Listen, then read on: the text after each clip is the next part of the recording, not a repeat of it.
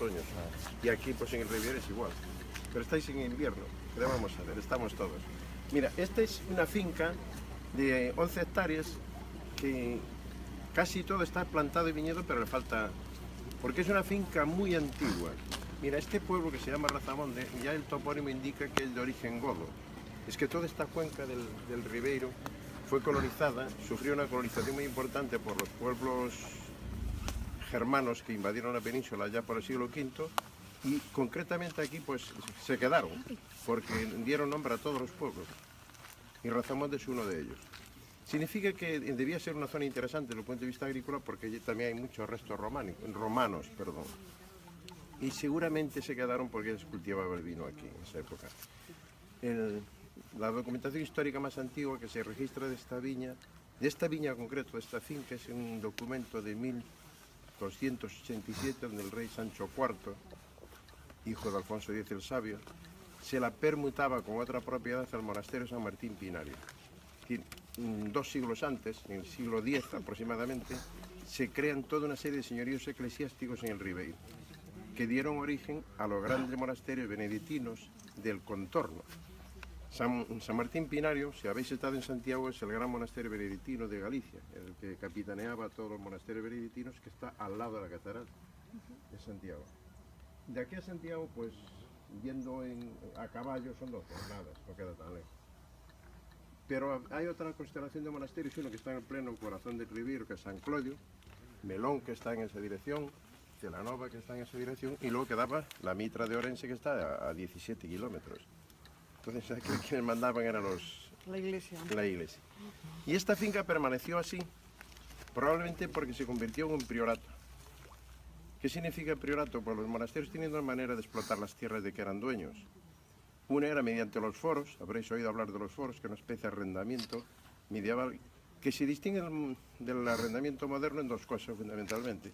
En que se pagaban en especie las rentas y en que la duración se modulaba por voces. ¿Qué significaba la voz? Pues por 1 vida, 2 vidas, 3 vidas. Luego se hicieron perpetuos, es decir, por el padre, el hijo, el nieto. Luego se hicieron perpetuos y en el siglo XIX se rescataron, porque había dominio útil y dominio directo. Y esta propiedad se mantuvo intacta porque era un priorato, que significaba que la cultivaban directamente los monjes. Mandaban a uno de los suyos, generalmente la tiene una casa de cierto confort. Los prioratos no suelen tener escudo, las casas eran confortables porque venían aquí 2 o 3 y cultivaban, eran los capataces, los encargados del monasterio para que esto rindiera las rentas correspondientes. ¿Qué sacaban de aquí fundamentalmente? Pues el vino, que iba a Santiago todavía, una de las puertas que se conservan de Santiago, la puerta de Mazarelos, era por donde entraba el vino del Ribeiro. También llevaban fruta, porque este valle es muy bueno para la fruta de hueso, fundamentalmente cerezas y toda la fruta de hueso, la llevaban. ¿Y qué es el Ribeiro? Ya os lo habrán explicado, ¿no? Porque ya aquí estáis ya le han dicho que es el Ribeiro, de qué tierra se compone y tal. Pues vamos andando aquí.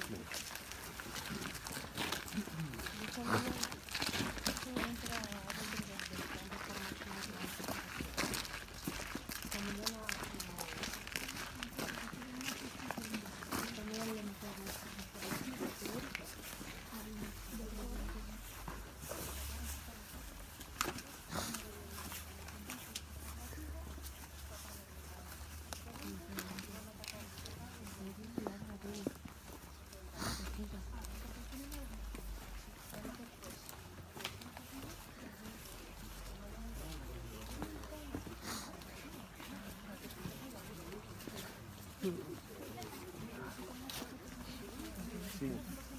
Hórreo, ya lo conocéis. Pero no hay demasiados en esta zona, ¿no? No, porque era un producto complementario. Solo se plantaba, solo se sembraba, porque el maíz se siembra, no se planta.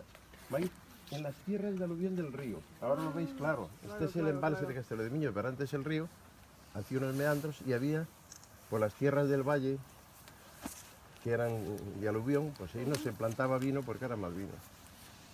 Era un producto, pero generalmente aquí el maíz... Rivadavia, en la capital del Ribeiro. Dicen las historias que también allá por el año 900 y algo, llegó a ser capital del reino de Galicia.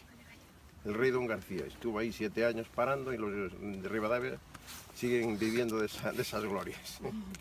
Como sabéis, el reino de Galicia desapareció como tal reino en el tiempo de Alfonso VI, el tiempo del Cid, en el siglo XI. Ya nos integramos en el reino de León y luego de Castilla. Bien, en aquel momento ya se cultivaba el vino, ya se bebía el vino. Hay un episodio célebre que se recuerda en Ribadavia, porque por ahí pasó, en el 1385... Bueno, este es nuestro gato, se llama Marcelino. 1385 Sí, es demasiado cariño. ¿Marcelino? hubo una tensión entre España y Portugal, porque el rey de Castilla, Juan I, pensaba que por derecho hereditario le correspondía la corona de Portugal que había quedado vacante. Y había otro allí también, otro Juan I, que aunque no era el rey que le correspondía tal, él también era portugués además. Y en esa tensión los portugueses pidieron el auxilio de los ingleses, los arqueros ingleses, y el príncipe de Gales, que desembarcaría en La Coruña, cruzó por Ribadavia. El príncipe negro, se le llamaba el príncipe negro, porque venía vestido con una cota de malla y una armadura negra, es decir, sin polimentar. Habéis visto en cualquier museo las armaduras del príncipe negro. Por ahí pasó y parece ser que le gustó mucho el vino a él y a sus secuaces, y desde entonces el vino del Ribeiro se exportó a Inglaterra.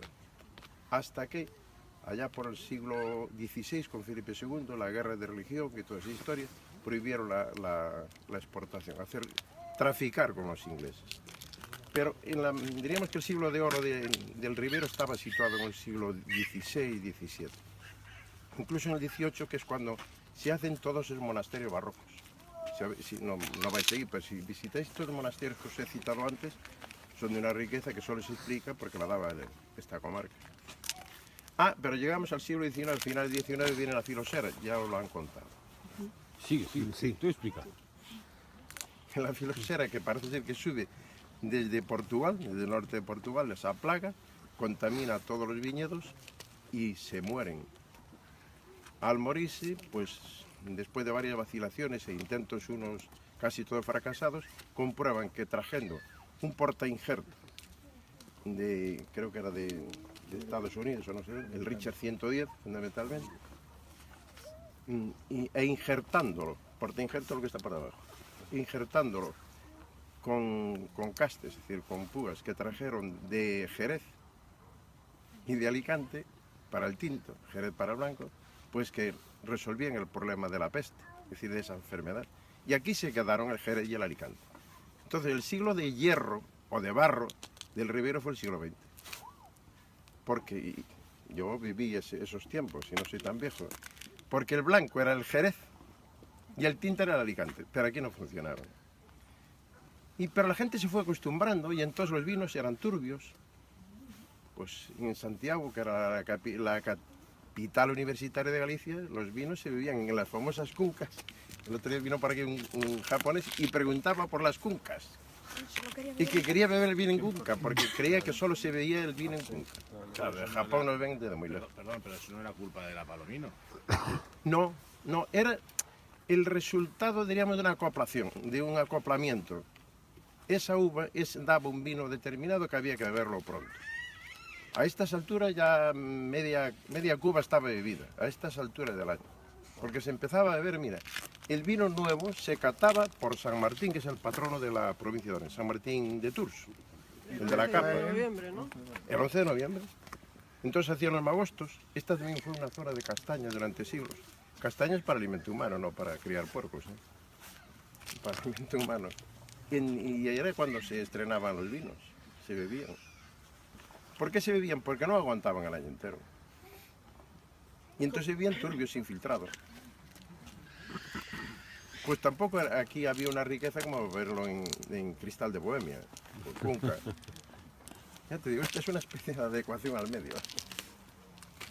Y el tinto, el Alicante, pues tenía una graduación de 9 grados en el mejor año. Había que tener estómagos jóvenes, pero lo tragabas y sabía que daba gusto. Ahora nos hemos refinado todos y...